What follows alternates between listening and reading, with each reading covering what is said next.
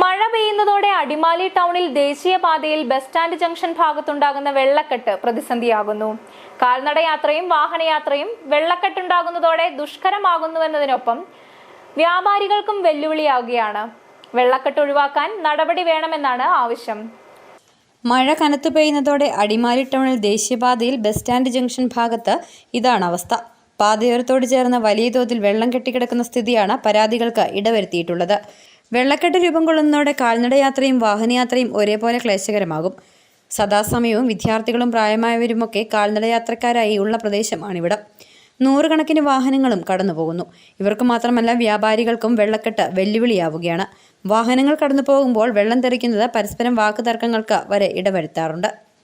അധികമായി വെള്ളമുയർന്നാൽ റോഡിനോട് ചേർന്ന് താഴ്ഭാഗത്ത് പ്രവർത്തിക്കുന്ന കടകളിലേക്കും വെള്ളം ഒഴുകിയെത്തും. ദേശീയപാത നവീകരണത്തിന്റെ ഭാഗമായി നടത്തിയ ചില ജോലികൾ വെള്ളക്കെട്ടിന് ആക്കം കൂട്ടി. വെള്ളം കൃത്യമായി ഒഴുകി പോകാനുള്ള വഴിയൊരുക്കി ബന്ധപ്പെട്ടവർ വെള്ളക്കെട്ട് ഒഴിവാക്കാൻ ഇടപെടൽ നടത്തണമെന്നാണ് ആവശ്യം. City vision, Adimali.